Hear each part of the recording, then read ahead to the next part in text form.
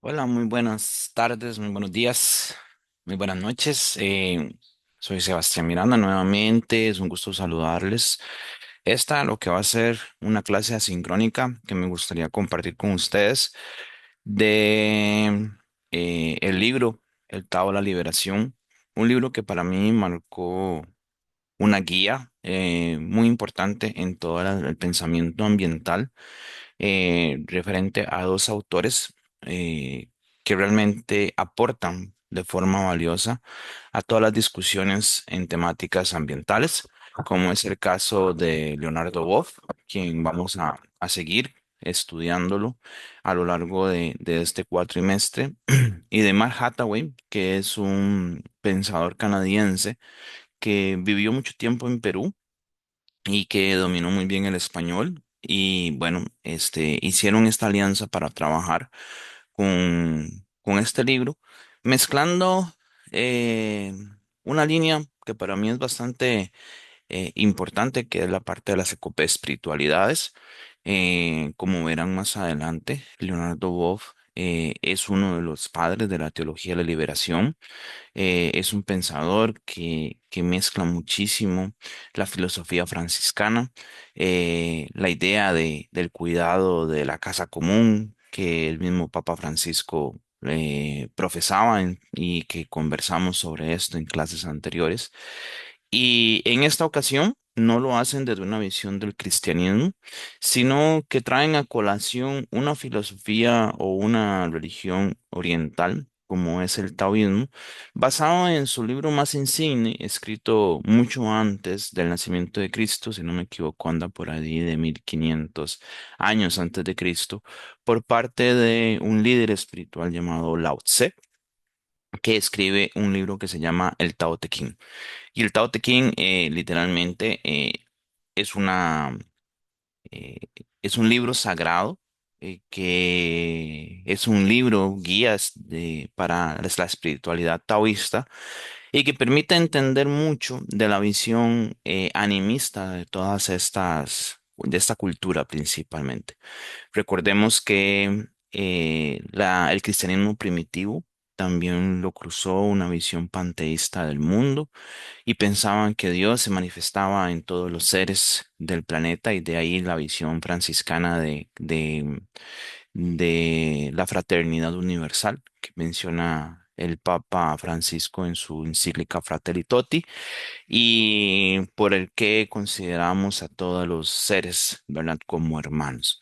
Y acá dentro del taoísmo, ¿verdad? Lo que hablamos es de que el Tao, ya no en este caso no Dios, sino el Tao, es este vacío generador que tiene esta unicidad de ser todo, ¿verdad? Y ser lo único, de estar en todo y ser lo singular, de tener presencia en todo, ¿verdad? Y de ahí creo que cobra mucha relevancia porque puede haber un entrecruzamiento o una intersección que se puede hacer desde la visión del cristianismo, ¿verdad? Principalmente en estas filosofías franciscanas y el taoísmo como tal. Ahora, obviamente el libro no lo utilizan para profesar una religión, sino para hacer un análisis y una reflexión muy profunda. De hecho, lo utilizan o se trabaja desde los ecologismos profundos. De hecho, utilizan a Naes como un referente. ¿Quién es el padre del ecologismo profundo? Para analizar nuestro contexto actual.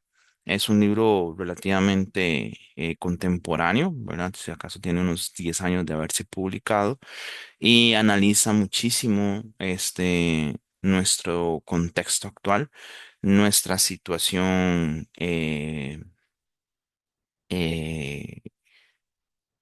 ecológica, nuestra situación ambiental, pero creo que la analiza desde dos perspectivas muy importantes.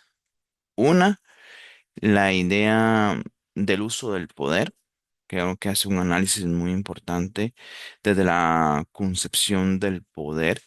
Y otro, obviamente, sobre la forma o el modelo del desarrollo. Y desde ahí creo que Hathaway y Wolf plantean una situación o una propuesta más bien eh, bastante particular, porque habla de patologías, ¿verdad? Habla de patologías y habla de adicciones, por ejemplo, lo cual me parece muy valioso en esta línea. Bueno, revisando el libro, ahí sí me van a ver viendo para abajo es que estoy trabajando con el libro, realmente. Revisando el libro, voy a empezar no por el capítulo uno, sino por el capítulo 2. Y voy a dejar la parte uno para el final. Y obviamente quisiera leerles eh, esta primera parte del capítulo 2 que se llama Desenmascarar un sistema patológico, que empieza con este fragmento del Tao Te Ching, que realmente si no lo han leído, los invito a leerlo, es una hermosura, ¿verdad? Es un libro sumamente poético.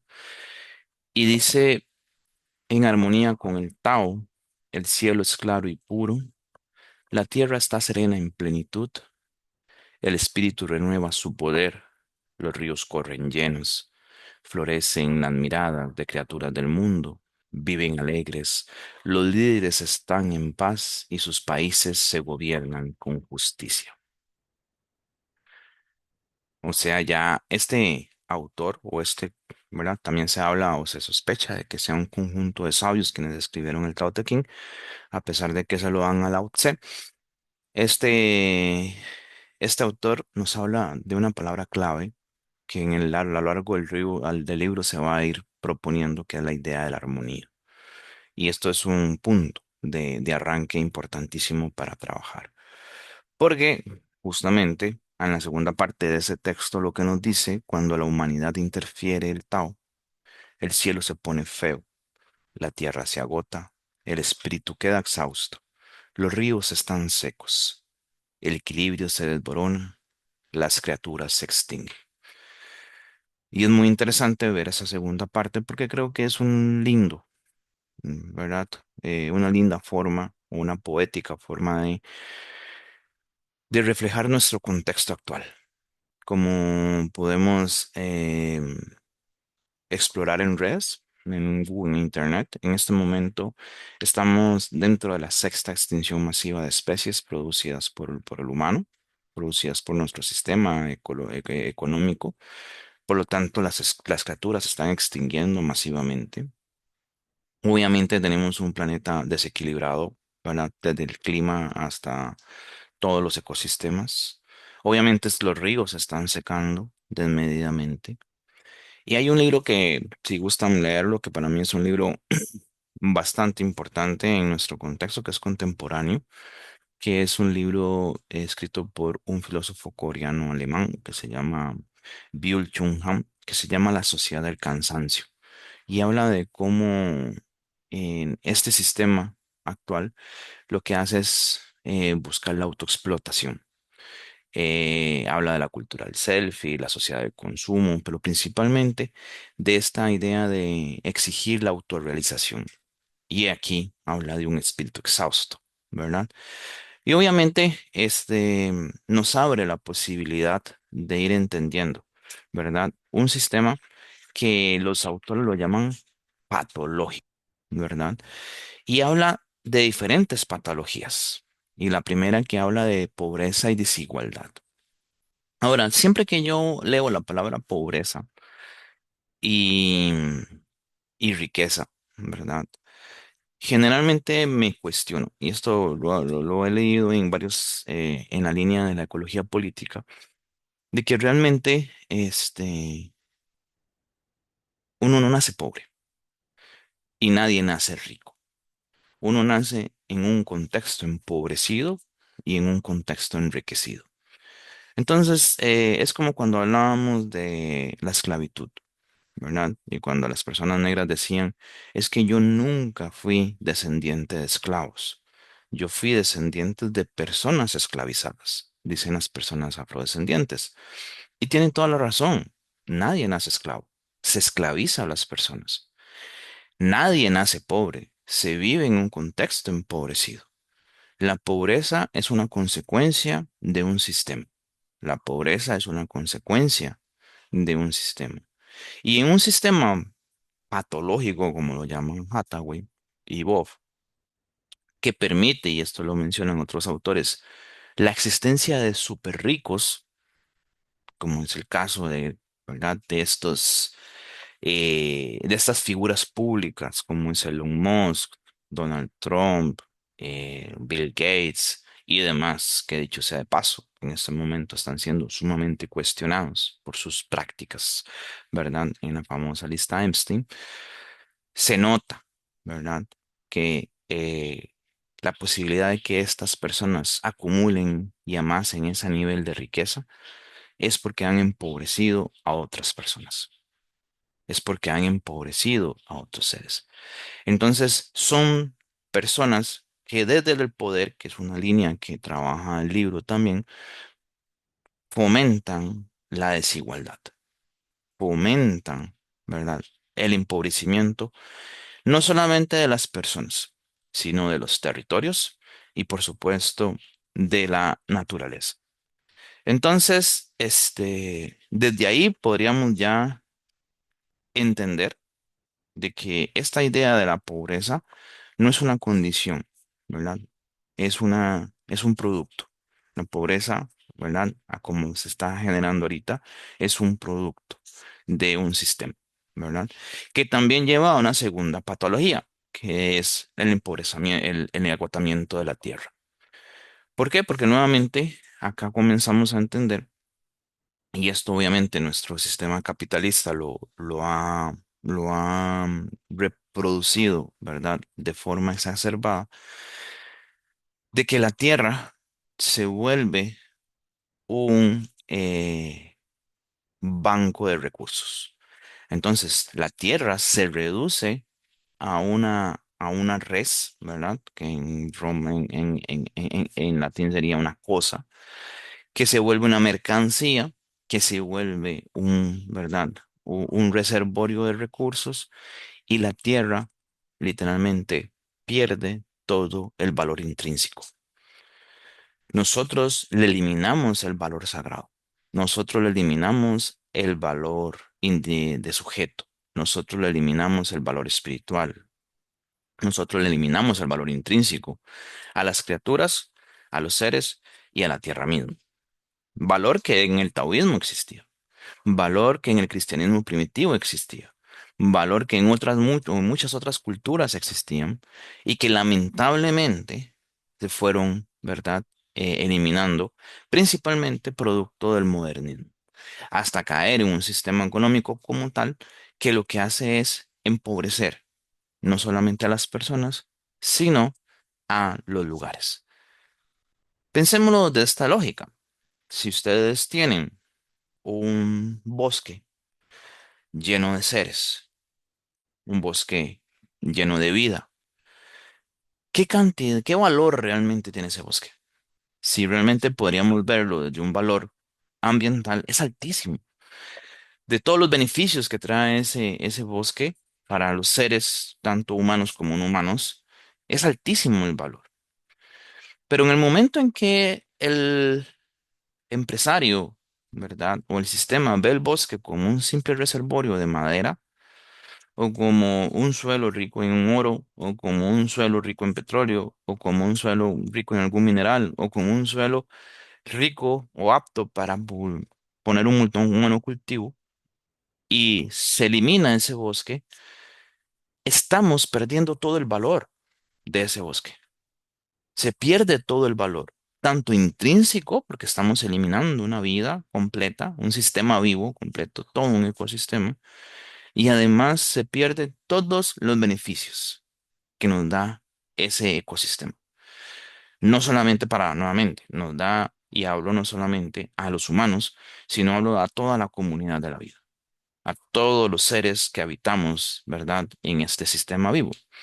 Entonces, lo que hace nuestro sistema dentro, que es un sistema, como llaman ellos, patológico, no solamente es empobrecer a las personas humanas, sino también a ir empobreciendo a la naturaleza. Lo que esto lleva a la tercera patología, que es literalmente el envenenamiento de la vida. una gran cantidad de sustancias químicas, una gran cantidad de sustancias sintéticas, el uso desmedido de agroquímicos para aumentar la producción, el uso desmedido o el de, más bien, el cambio desmedido del uso del suelo para generar riqueza, para meter ganado, para meter monocultivos. Entonces lo que estamos generando literalmente es una extinción masiva, enfermedades, formas, ¿verdad?, de ir destruyendo el planeta en aras de lo que en este capítulo 2 los autores llaman el crecimiento canceroso. Literalmente entender de que hay una adicción, ¿verdad? Y que ellos llaman la adicción al crecimiento sin límites, ¿verdad? Lo que llaman a una comprensión deformada del desarrollo. Lo que llaman y van a trabajar como la creciente sumisión de la dominación corporativa. Lo que llaman como la confianza de la deuda y la especulación como generadoras. Lo que llaman la tendencia a monopolizar el conocimiento, a imponer una cultura global, a confiar en el poder como dominación. Y obviamente a partir de la violencia y de la militarización del sistema. Entonces, el crecimiento canceroso, ¿verdad? Inicia en esta sección del libro con una frase de Capra que dice, en un cierto sentido, está justificada la fe en el crecimiento, porque el crecimiento es una característica esencial de la vida. Lo que tienen de errónea las actuales nociones de crecimiento económico y tecnológico es, sin embargo, la falta de matización. Se cree por lo común que todo crecimiento es bueno sin reconocer que en un mundo finito existe un equilibrio dinámico entre el crecimiento y el deterioro. Mientras crecen unas cosas, otras tienden a disminuir, de manera que los elementos que las constituyen pueden liberarse y reciclarse. La mayor parte del pensamiento económico de hoy en día se basa en la noción del crecimiento indiferenciado. No se considera la idea de que el crecimiento pueda resultar obstructivo, insano y patológico. Necesitamos, por tanto, con urgencia, diferenciar y matizar el concepto de crecimiento. Y aquí ya comenzamos a hablar desde una línea económica, desde una línea política. Y esto es valiosísimo entenderlo en el sentido de que un, este, un problema ambiental no solamente es ambiental. Un problema ecológico no solamente es ecológico. Un problema ecológico y ambiental es un problema que lo atraviesa la política, lo atraviesa la economía, lo atraviesa la cultura, lo atraviesa la filosofía, lo atraviesa la espiritualidad, lo atraviesa, ¿verdad? Todos los elementos que conforman nuestras sociedades y como pudieron ver, por eso se meten con intersecciones como el ecofeminismo, ecologías profundas, cambios sociales y demás. Porque literalmente estamos hablando de contextos que tienen que ver con nuestra organización social y política. No solamente es ambiental, no solamente es económico, no solamente es ecológico. Es literalmente un conjunto, ¿verdad?, de factores que nos llevan a esto. Por esto, cuando hablamos de crecimiento canceroso, les puedo recomendar algunos autores que trabajan en una línea que para mí sigue siendo una respuesta muy positiva a la idea del crecimiento infinito, que se llama la teoría del decrecimiento. En este momento hay un autor japonés que está sobresaliendo mucho sobre esto, que se llama de apellido Saito, que habla sobre el decrecimiento. Pero anteriormente ya autores como Herman Daly en los años 70 y 80 lo proponía. Lo ha trabajado un francés llamado Serge Latoche, que también trabaja la visión del decrecimiento. Lo trabaja un español que se llama Carlos Taibo, que tiene muchos libros alrededor de el decrecimiento. Lo trabaja de manera hermosísima un pensador que es referente del pensamiento ambiental, que es Ivan Illich, que también se lo recomiendo leer. Lo trabaja muy bien la idea del decrecimiento, porque justamente la idea del crecimiento es lo que ya el informe de Roma en los años 70 proponía, ponerle un límite al crecimiento económico. Es más, ni siquiera hay que ser disidente del sistema para entender de que nuestro sistema está generando una catástrofe. Y los mismos miembros del sistema en los años 70, porque el Club de Roma fueron conformados por personas del norte global, decía de que hay que ponerle un límite a ese crecimiento. Hay que hablar de límites del crecimiento económico. Igualmente nunca se los ha impuesto. Se sigue hablando del crecimiento económico como una línea, ¿verdad? Beneficiosa para todos. Y nos hablan de el crecimiento del PIB como un mecanismo. Y si ustedes ven los datos actuales de nuestra economía, los índices macroeconómicos, principalmente el PIB, ha venido creciendo tremendamente. Un 4% creció la economía costarricense. Creo que es el crecimiento más grande que ha tenido en mucho tiempo. Pero eso realmente se ha traducido en bienestar. Eso realmente se ha percibido en una reducción de la pobreza significativa. Eso se ha traducido en menor costo de la vida. Eso se ha traducido en mejores condiciones educativas, de salud, ¿verdad? Mejores condiciones de seguridad. Entonces, muchas veces el crecimiento, se mira desde una perspectiva muy reducida, eh, y muy generalizada, ¿verdad? Del bienestar, eh, es un crecimiento que no necesariamente conlleva, ¿verdad? Un bien común. Y eso está más que demostrado, ¿verdad? Y obviamente aquí comienzan a hablar de el atractivo del crecimiento. Porque no lo venden, es una narrativa muy construida. Y aquí es una cuestión que hay que entenderla también desde el lenguaje. Y esto me parece muy valioso. El lenguaje es sumamente poderoso porque literalmente crea narrativas. Creamos mitos a partir del lenguaje. Mitos que los consideramos una verdad absoluta.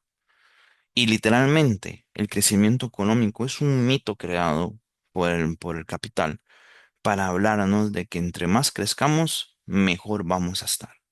Que el crecimiento siempre es la meta a buscar para estar mejor. Y no siempre es así. No siempre sucede que cuando crecemos estamos mejor. Tal vez algunos sí, pero no todos, ¿verdad? Porque ya conocemos que nuestro sistema económico se basa en la propiedad privada y se basa en el bien particular, no en el bien común, no en la propiedad común, no en el bienestar común. Y claro, lo que hacen las grandes, ¿verdad? Corporaciones y las grandes, y desde las líneas del poder es crear una narrativa para hacernos creer que literalmente, entre más crezcamos, mejor vamos a estar. Ahora, ¿cuál es el punto acá? Porque cuando aparecen personas que vayan en contra del crecimiento, más bien son atacadas y dicen que nos quieren empobrecer, que nos quieren dañar, y nos quieren, ¿verdad? Ver como algo malo. Pero nuevamente, la idea de esto, de los límites del crecimiento, se ha venido discutiendo hasta en las élites y se ha hecho caso omiso a las recomendaciones de economistas, de científicos, de filósofos, de académicos, de todo el mundo. Y no es casualidad de que una de las primeras metas de los objetivos de desarrollo sostenible, de los ODS, va a ser la reducción de la pobreza y el hambre cero, porque se sabe de que esto es un producto del sistema económico. Se sabe de que tenemos la capacidad de, este, mm, de eliminar estos sistemas de empobrecimiento y que todo el mundo tenga acceso a salario digno, a vivienda digna, a libertad o seguridad alimentaria, que tenga salud digna. que tenga una buena calidad de vida. Literalmente nuestro sistema económico podría proveer para todos esto, pero no lo hace, no lo quiere hacer. Y una de las evidencias que les puedo mostrar, que lo pueden buscar ahí una conferencia de un economista chileno-alemán que se llama Manfred Magnif, que es una conferencia que habla sobre el rumbo al colapso, que la pueden buscar en YouTube. Manfred Magnif habla de que en el 2008, cuando se da la burbuja económica, cuando se da la crisis económica, solamente Estados Unidos invirtió más de $1 trillón para salvar a los bancos privados de la crisis. Y Manfred Manif habla que en ese mismo año, la UNESCO mencionó de que para reducir o para eliminar la pobreza en el mundo, se ocupaban aproximadamente $25.000 millones al año. Una cifra que parece mucho para algunos, pero realmente es poca a nivel mundial.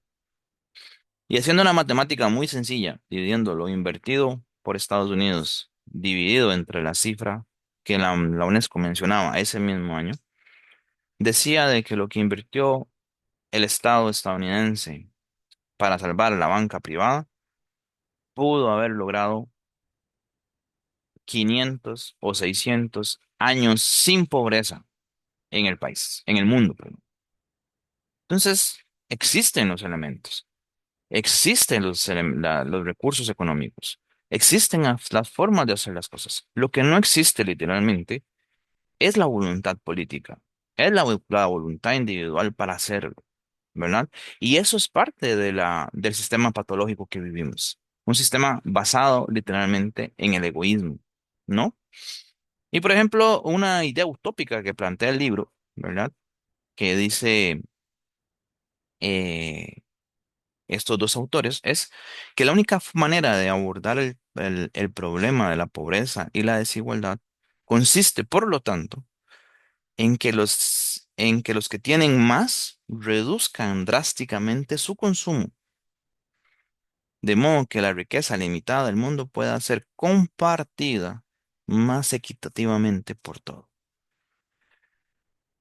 Imagínense ustedes llegarle a Elon Musk, a Joseph Bezos, a indicarles de que deberían de compartir su riqueza, a indicarles de que deberían de consumir menos, a indicarles de que deberían de trabajar por mejorar las condiciones de otros seres.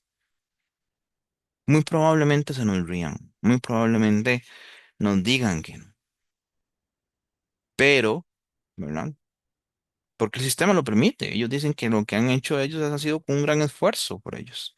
Y literalmente ellos ven al sistema como simplemente un sistema beneficioso. Por lo tanto, esta forma de ver el mundo lo que crea, y esto lo mencionan los autores ya en la página 64, es la idea de desarrollar la pobreza. El sistema desarrolla pobreza. Y aquí aparece una línea importante o un concepto importante que se maneja en ecología política, que es la idea de las zonas de sacrificio. La idea de que hay literalmente zonas que se sacrifican, o que el sistema sacrifica para lograr generar riqueza. Estas zonas, ¿verdad? Que por ejemplo son las zonas de minería, las zonas deforestadas, las poblaciones indígenas generalmente, que se les saca de sus territorios, las zonas cercanas a los monocultivos y demás, que se ven rociadas llanamente por agroquímicos, que se ven enfermadas por producto de estas fumigaciones, etcétera, etcétera. Literalmente son zonas sacrificadas. Zonas, lo que se conoce en ecología política como zonas de sacrificio. Y literalmente esto provoca otra problemática, que es que las poblaciones, principalmente en las zonas de sacrificio, no tengan la posibilidad de la subsistencia. ¿Por qué? Porque literalmente, literalmente, ¿verdad? Este tipo de economía va eliminando la posibilidad de que otras economías más pequeñas subsistan y crea un monopolio, ¿verdad? Económico. Les voy a poner así un caso muy, muy cercano al Caribe. Algunos son del Caribe y lo podrán ver ahí. Muy cercano al Caribe. Resulta y acontece que donde hay plantaciones de piña, prácticamente las personas que tienen fincas ganaderas tienen que buscar otra actividad económica. ¿Por qué? Porque resulta y acontece que las fincas de piña producen gran cantidad de rastrojo que genera una mosca blanca que es chupa sangre y comienza a matar literalmente a las cabezas de ganado. Y esto es un problema económico, ¿verdad? Más allá del pensamiento vegano, no se puede y yo me pondría también a la explotación animal, pero viéndolo desde una visión economicista, literalmente, ¿verdad? La actividad piñera lo que hace es empobrecer una actividad económica, elimina otra actividad económica.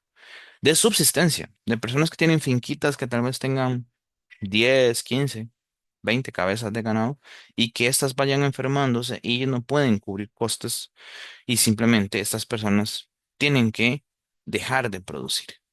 Y eso obviamente genera un empobrecimiento.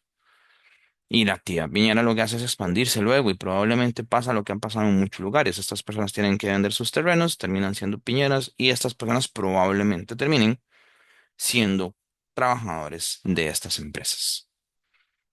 Entonces lo que viene proponiéndose literalmente es una deformidad de la idea del desarrollo, promoviendo, ¿verdad? Un endeudamiento, promoviendo un empobrecimiento.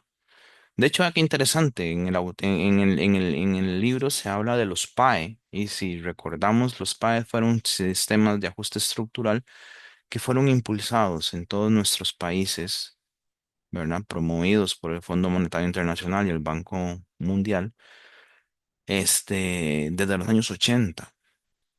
Y todos estos programas se alinearon a la visión neoliberal que promovió Ronald Reagan y Margaret Thatcher y comenzaron a promover la globalización.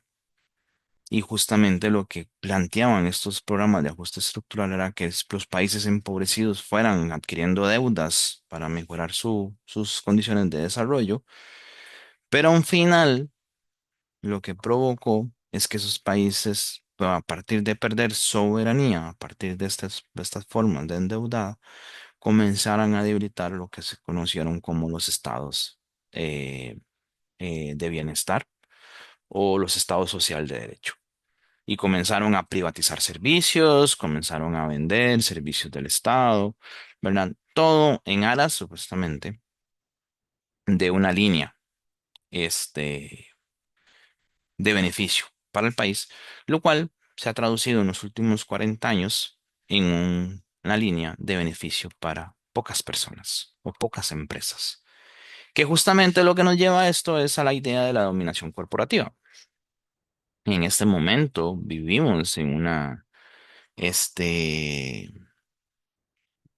en un mundo donde la mayor cantidad de riqueza planetaria se concentra en corporaciones. Y las corporaciones, como lo menciona el libro, son superpersonas. Son formas, ¿verdad? Son un ente abstracto de que no hay responsables directos a quien demandar o a quien ¿cómo se llama? Perjudicar, ¿verdad? O exigirle responsabilidades. Pero voy a poner así de simple.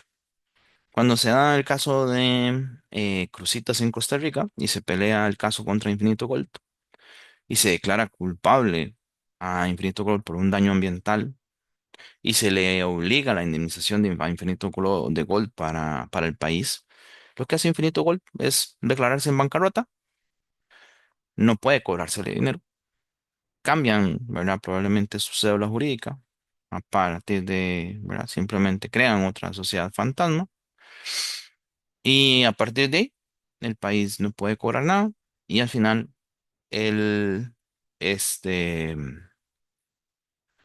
al final el país lo que va a provocar, ¿verdad? El país va a asumir ese, ese coste, ¿verdad? El país va a tener que cubrir ese financiamiento. ¿Qué quiere decir eso? De que muchas de estas corporaciones también parasitan de el Estado. Y aquí comenzamos a aparecer también otras formas que son las externalidades, por ejemplo. Las empresas externalizan los costes ambientales. Las empresas externalizan los costos sociales. Las empresas externalizan los costes de salud. Y esos costes generalmente son asumidos por los estados. Y a las empresas les sale más barato producir. A las empresas les sale más barato generar utilidades y no, ¿verdad? Si no contabiliza dentro de sus libros contables aquel dinero que debería de, ¿verdad? De dar para mitigar, reducir, prevenir o compensar sus efectos negativos en una población. Si una población se enferma, la empresa no cubre el gasto. En Costa Rica, si una población se enferma a causa de agroquímicos, la empresa no asume el gasto, lo asume la caja, lo asume el sistema de salud pública, por lo tanto lo asume el Estado. Y la empresa no, ¿verdad? Externaliza este coste, que si lo asumiera la empresa, esos productos se encarecerían significativamente y ya no sería tan rentable, es probable. Entonces, desde ahí vienen trabajando, ¿verdad? Una idea globalizada, una cultura globalizada. Se habla de un monocultivo mental, se habla de de la destrucción de lo diverso, ¿verdad? Y la idea del poder. Si quieren hablar sobre la parte del poder, ¿verdad? Ahí les recomiendo los libros de Hannah Arendt, que son tremendos. Y ya se ha hablado, por ejemplo, de muchísimas formas de cómo el neuromarketing, por ejemplo, que estas empresas que han utilizado para instalar sus narrativas y vender sus productos, fueron usadas por el mismo nazismo. Entonces, imagínense en el nivel que lleva toda esta línea. Entonces, en este segundo capítulo, realmente lo que podríamos ir viendo es una radiografía muy, pero muy cercana a la realidad de la forma de operar el sistema económico. ¿Y qué nos plantea en el capítulo 3? Algo, ¿verdad?, que me parece fundamental. Y se proponemos resumir en esta frase. Se necesita nada más y nada menos que una sensibilidad distinta, un criterio de cordura radicalmente nuevo que radique los supuestos fundamentales de la vida industrial y de la globalización corporativa. Entonces, básicamente aquí entra un concepto muy importante, propuesto de hecho desde la ecología profunda, que es la lógica de este, del giro ontológico. Una forma distinta de ser, donde vamos a valorar el mundo primero de forma intrínseca. Yo sí estoy de acuerdo, por ejemplo, ya es una apreciación personal que voy a hacer. Yo estoy de acuerdo de recurrir nuevamente a darle valor sagrado a la naturaleza, de buscar la forma de retomar la idea sagrada de la naturaleza. Y si no, darle por lo menos, ¿verdad? Lo que ya James Lovelock logró demostrar y otros autores, de que el planeta es un sistema vivo, es un organismo vivo y como organismo vivo ocupa ser respetado. Es un paciente moral al que le debemos consideraciones morales. Y por tanto, la consideración moral que tiene inicial es reconocerle su valor intrínseco. Y esto lo plantea muy bien, ¿verdad? En este caso, todo lo que Naes plantea en los 80 sobre el ecologismo profundo. Y Naes, ¿verdad? Da una nota al pie, los autores mencionan a Naes. Por ejemplo, eh,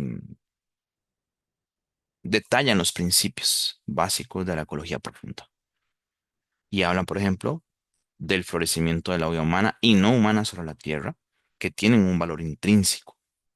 La riqueza y la diversidad de las formas de vida son valores en sí mismos y contribuyen al florecimiento de la vida humana y no humana. Los seres humanos no tienen derecho a reducir esta riqueza y esta diversidad, excepto para satisfacer necesidades vitales. Y aquí tenemos que definir qué son necesidades vitales. La actual interferencia humana en el mundo no humano es excesiva y la situación está empeorando radicalmente. El florecimiento y prosperidad de la vida y de las culturas humanas son compatibles con una sustancial disminución de la población. El florecimiento de la vida no humana requiere esta disminución. En principio parece ser un tanto simplista, ¿verdad? Pero bueno, aquí ya vamos en otra discusión. Y un cambio significativo de las condiciones de vida para mejorar exige el cambio de las políticas. El cambio ideológico consiste principalmente en apreciar la calidad de la vida, el valor intrínseco. Y quienes se ascriben a puntos que anteceden tienen la obligación directa e indirecta de participar en el intento de proponer los cambios necesarios. Entonces, ¿qué es lo que nos plantea en este capítulo 3? Una crítica tremenda a la visión antropocéntrica del mundo. En este capítulo 3, lo que se nos plantea es una crítica sumamente fuerte a la visión antropocéntrica del mundo. Y cuando vemos el antropocentrismo, entendemos de que el antropocentrismo tiene tres, bueno, cuatro, ¿verdad? Pilares fundamentales. El antropocentrismo actual, por supuesto. El primero es la estructura patriarcal heredada del judaísmo, del judeocristianismo y de los principios grecorromanos. Por lo tanto, las mujeres quedan sometidas todavía al sistema económico y al poder de los hombres. De hecho, por acá en este capítulo ya se mete con la idea de los ecofeminismos, que son necesarios para entender y salir de esta visión patriarcal. Dos, la idea de la excepcionalidad humana, pensándonos superiores, ¿verdad?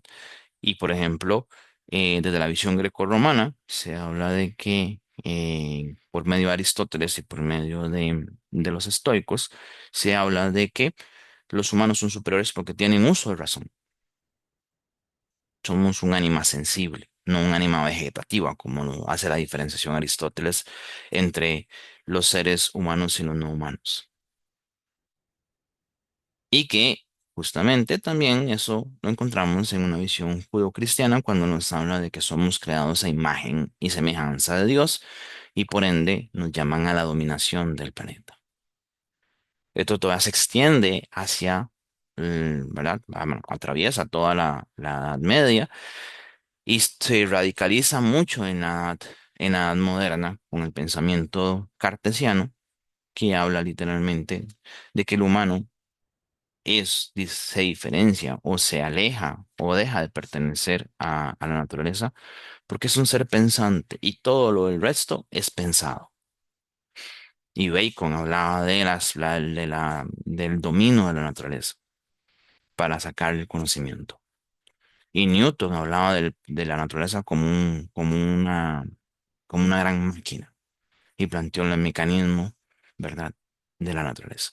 Y el último, que básicamente es la lógica del capitalismo, nacido después ¿verdad? Antes de la primera revolución industrial y expandido por las revoluciones industriales, que básicamente reducen a la naturaleza a una simple, este, mercancía. Y comenzamos a entender, y eso lo podemos ver mucho en el pensamiento marxista, de que hablamos este, del pensamiento de los recursos naturales para la explotación de la naturaleza, ¿verdad? O sea, la naturaleza como proveedora de recursos naturales y que nos da materia prima para transformarla, para producir bienes. Y los humanos, ciertos humanos, ¿verdad? Como recursos humanos que nos dan fuerza de trabajo para transformar esos bienes naturales. ¿En qué? En bienes de consumo. Y lo que hacemos con esto, ¿verdad? De hecho se plantea es de que esa fuerza de trabajo se retribuye con un salario, pero lo más interesante aquí es que a la naturaleza no se le retribuye absolutamente nada. Por el contrario, a la naturaleza también se le carga con todos los materiales residuales de ese sistema productivo. Y por tanto, comenzamos a tener una producción predatoria, ¿verdad? Y a tener o a sufrir lo que ya después en los 80 un capitalismo global. Un sistema basado, y esto es del pensamiento comunista llamaría, un pensamiento basado en el androcentrismo, en el hombre como el centro de todo. Y nuevamente, creo que esta línea del androcentrismo queda más que evidenciado, ¿verdad? En los archivos Epstein. En los archivos de Epstein que hablan, que se ven a estos grandes magnates, a estos hombres blancos, moralmente heterosexuales, multimillonarios, ¿verdad? Haciendo uso del poder de la forma más descarada para quedar impunes. Justamente, ¿verdad? Mientras estoy grabando esta clase, se recibe la noticia de la detención una persona de la realeza británica por la aparición en estos archivos. ¿Y qué hablan, por ejemplo, las ecofeministas? Entonces aparecen figuras como Vandana Shiva, podemos mencionar a Yayo Herrero, podemos mencionar a Silvia Rivera Causticanqui, que hablan más que todo de volver a las economías de subsistencia, volver a las economías más tradicionales, reestructurar el poder, que es sumamente importante, ¿verdad? Poner, ¿verdad? O evitar de que el poder sea quien nos domine. Entonces tenemos posibilidades, ¿verdad? Tenemos posibilidades para asumir el poder. Y lo que nos invita en el capítulo 4 este libro, básicamente es superar la parálisis, comenzar a generar acciones individuales y colectivas principalmente. Porque literalmente, ¿cómo se genera la parálisis? ¿De dónde viene la parálisis? Generalmente la parálisis o la inacción proviene de el miedo, de la amenaza, de sentirnos, ¿verdad? De que no podemos hacer nada para cambiar las cosas, que no tenemos nada para nuestro alcance. Y este miedo y esta amenaza la fomentan dentro de las narrativas, ¿verdad? Y justamente, no solamente a través del miedo a la amenaza, sino también desde la exacerbación del placer. El sistema ha procurado sostenerse principalmente dándonos muchísimo placer. Han logrado crear adicciones al azúcar, a la harina procesada, a la carne, a las drogas, al alcohol, al tabaco y a otras drogas. Y eso es un mecanismo para sostener, para contener la acción colectiva para hacer cambios reales. Entonces lo que nos plantean es una opresión muy interiorizada, que lo podemos ver nuevamente, si quieren ver esto un poco más en detalle, pueden leer a Byung-Chul Han con la sociedad del cansancio o la sociedad de la transparencia también podrían ahí tenerlo. Y justamente lo que nos plantean son adicciones. Ya hablamos de ecoansiedades, ya hablamos de ecodepresión, por ejemplo. Una forma de conductismo es lo que nos plantea el sistema para mantenernos quietecitos, ¿verdad? Una educación muy sistematizada en la obediencia, ¿verdad? Al no cuestionar el poder. Un uso de los medios de masa de comunicación, que lo que hacen es literalmente posicionar las narrativas que van generando, ¿verdad? Y esto lo que literalmente lo que nos hace es quedarnos quietecitos, quedarnos inmóviles. Y si nos llega a interesar un tema, el mismo sistema, y esto es una, por ejemplo, es una de las críticas que yo hago al desarrollo sostenible, el mismo sistema ambiental se adapta o se moldea a los intereses del capital desde el desarrollo sostenible. Nuevamente, el desarrollo sostenible nace con muy buenas intenciones, pero las mismas estructuras de poder adaptan el desarrollo sostenible a la lógica del capitalismo y surge el capitalismo verde. Y lo que plantean son acciones pequeñas que no representen cambios significativos para el sistema económico. Porque ya está más que demostrado que si realmente queremos revertir los procesos nos han llevado a la crisis ambiental, es a través de una transformación de nuestros sistemas políticos y nuestros sistemas económicos. Por lo tanto, lo que nos plantea es un sistema de poder. Y si para cambiarlo hay que cambiar la estructura de poder. Hay una frase que es bellísima que utilizan, en que se trabaja en la página 157 del libro, ¿verdad? Que habla del humano como un sistema abierto. ¿Verdad? Literalmente dice, cada individuo es así, pues un sistema abierto, dinámico, que puede sobrevivir únicamente mediante interacciones con otras personas, otros organismos, la ecosfera en general y en rigor el cosmos. Por lo tanto, nos plantea la idea de que somos parte de una comunidad de la vida y que esa comunidad de la vida nos está exigiendo una regeneración. De hecho, lo que plantea aquí, por ejemplo, es la regeneración de un inconsciente ecológico que implica un proceso a través del cual recuperamos la innata calidad animista de la experiencia. Ojo, volvemos a la idea del animismo que nos lo promueve desde el taoísmo y desde los pensamientos cristianos antiguos. Principalmente podemos recuperarlo desde el pensamiento franciscano, ¿verdad? Donde el ego ecológico madura hasta convertirse en un sentido de responsabilidad ético respecto al planeta e intenta entretejer, entrar en la trama de relaciones sociales y decisiones políticas. Me parece sumamente interesante la propuesta acá, porque literalmente nos invita no solamente a la acción individual, sino a la acción colectiva. Pero lo que nos realmente nos está invitando es a la transformación del ser.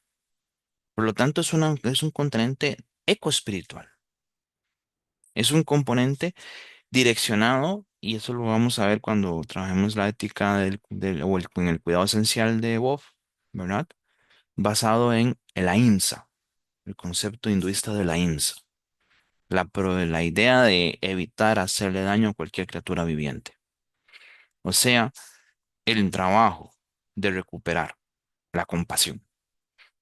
Voy a compartirles un artículo que escribí sobre el retorno a la compasión y al amor, donde más o menos trabajo esta línea de entender la compasión como un medio, ¿verdad?, de resistencia a este sistema y una forma de volver a crear vínculos y otros afectos positivos con el entorno.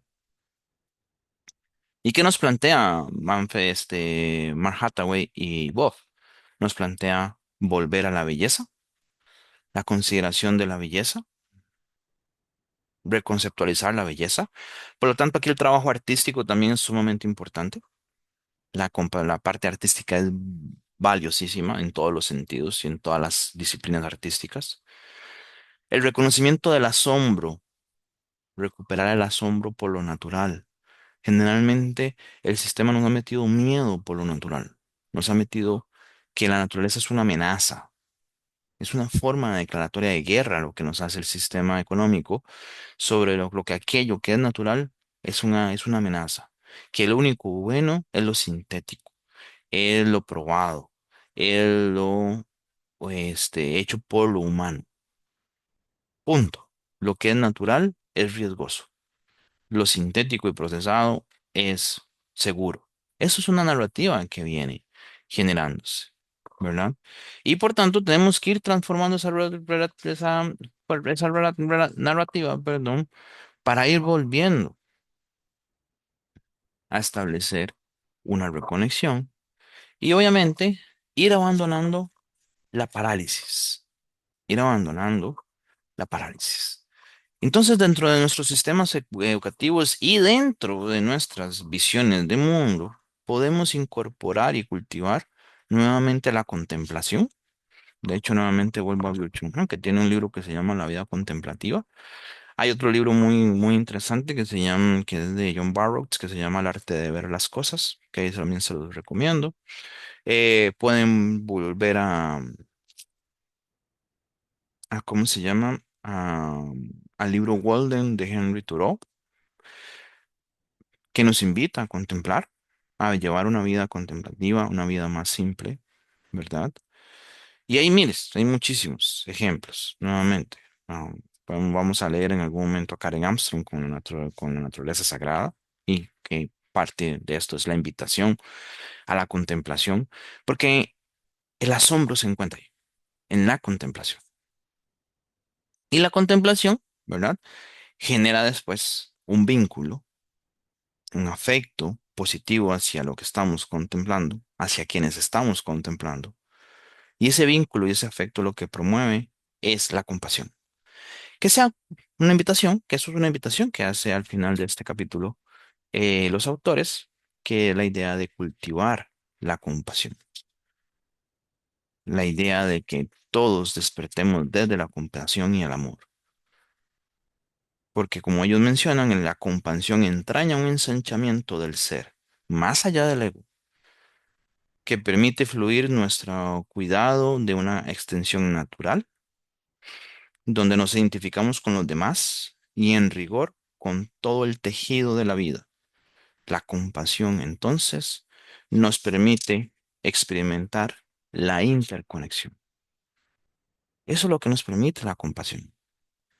Construir una comunidad, ser solidarios, cultivar la voluntad de acción y, literalmente, lograr luchar por el trabajo de, por un bien común. Lograr construir, ¿verdad? Un trabajo por el bien común. Entonces, ¿qué nos invita el capítulo uno? Como les decía, bueno, yo empezaba por el capítulo 2. Literal, lo que nos invita es una búsqueda de sabiduría en estos tiempos de crisis. Recordemos que la palabra crisis viene, ¿verdad? O etimológicamente es estar dentro de una situación extrema que permite hacer cambios radicales. Estar en condiciones de estrés que obligan a cambios radicales. Y esos cambios radicales los podemos manifestar de muchas maneras. Muchas veces se manifiestan de manera violenta. Tenemos la opción de la no violencia, como lo vimos en Carta de la Tierra, como una vía de cambio. Y podemos buscar la sabiduría en cuando estamos en esto que hablamos de la crisis. Y por tanto es lo que nos plantea en el libro uno, ¿verdad? Plantear la crisis de una perspectiva cósmica, ¿verdad? Donde nos plantea los escenarios que ya hemos venido hablando. La idea de la necesidad de una búsqueda de la sabiduría, reconociendo los obstáculos, reconociendo, ¿verdad? Las necesidades. Y termino esta parte de la clase con la última parte del libro, que es la ecología de la transformación. Entendiendo que el propósito del libro, y realmente el propósito de esta clase, si se quiere, es inspirar a una nueva esperanza y creatividad en todos cuantos luchan por una mejor calidad y el vigor de las comunidades que habitan la Tierra, tanto humanas como no humanas. Esta tarea es urgente, nos dice los autores. El camino que tenemos por delante no será fácil. Se vienen tiempos difíciles, de hecho, de mucho trabajo, de mucha lucha. Nos dice que Duan Elgin habla de la época que viene como una era de la comprensión planetaria, en que la crisis de la degradación y agotamientos ecológicos, el cambio climático, el empobrecimiento nos arrastrará a un torbellino de necesidades que hará que la civilización descienda al caos o ascienda a un proceso de espiral profunda de transformación, que yo esperaría. Mi esperanza es que sea la segunda, de que todo lo que viene nos impulse a hacer una transformación, una espiral transformativa, un giro ontológico, una transformación de cosmovisión, una transformación cosmogónica hacia otra forma de actuar, hacia otra forma de habitar el planeta. Podemos eludir la transformación en profundidad y deslizarnos a un futuro de mayor miseria, pobreza y degradación medioambiental, o, y nuevamente aquí pongo la esperanza, despertar a la urgencia y la radicalidad de los cambios requeridos y buscar el Tao de la liberación. Si elegimos esto último, tendremos la oportunidad de un despertar colectivo de la humanidad y una nueva civilización planetaria en la que la belleza, la dignidad, la diversidad y el respeto integral por la vida estén en el núcleo de todo. Y nuevamente recupero la idea, esto sería un auténtico gran giro, el gran giro ontológico. Por lo tanto, dice los autores, nos anima la esperanza de que las reflexiones que contiene este libro pueda contribuir a la sabiduría necesaria para hacer efectivo esta transformación. Entonces, tenemos la oportunidad de ir haciendo un análisis donde ya en el tabla de liberación no solamente vamos a mezclar la concepción ambiental, no solo vamos a mezclar la concepción económica y social, los tres componentes del desarrollo sostenible, sino que vamos a incluir la concepción o el factor político, el factor cultural y natural, y por supuesto, ¿verdad? Viniendo de un planteamiento taoísta, el factor espiritual, la posibilidad de entendernos como parte de la comunidad de la vida. Para cerrar esta clase y en la línea que venimos planteando en la concepción de la maestría que busca un cambio de paradigma, les leo un texto de un poeta japonés llamado Nanao Sasaki, que se llama En un círculo. Y les voy a dejar el link, les voy a compartir el link ahí después cuando comparta el video, por si quieren tenerlo y leerlo. En un círculo, en un círculo de 1 metro de ancho, te sientas y oras y cantas. En un refugio de 10 metros de ancho, duermes bien y la lluvia te arrulla una canción de cuna. En un terreno de 100 metros de ancho, siembras arroz y crías cabras. En un valle de 1000 metros de ancho, recoges leña, agua y granos silvestres. En un bosque de 10.000 kilómetros de ancho, juegas entre zorros, halcones, víboras y mariposas. En un país montañoso de 100 kilómetros de ancho, se cuenta que alguien vive con serenidad. En un círculo de 1000 kilómetros, visitas arrecifes de coral en verano o hielos que flotan en mares invernales. En un círculo de 10.000 kilómetros, deambulas por cualquier rincón de la tierra. En un círculo de 100.000 kilómetros, nadas en un mar de estrellas fugaces. En un círculo de 1 millón de kilómetros, entre flores esparcidas de mostaza amarilla, ves la luna al oriente y el sol al poniente, en un círculo de 10.000 millones de kilómetros. Saltas fuera del mándala del sistema solar, en un círculo de 10.000 años luz. La galaxia florece resplandeciente en primavera, en un círculo de 1.000 millones de años luz. Andrómeda se disuelve, pequeña flor de guinda que pierde sus pétalos. Y ahora, dentro de un círculo de 10.000 millones de años luz, se desborona toda noción de tiempo y espacio, y de nuevo te sientas y oras y cantas. Muchas gracias por su atención. Espero que la clase grabada les haya gustado y nos vemos entonces el sábado 28 en una próxima. Que estén súper bien y que tengan lindas semanas. Saludos a todos y a todas.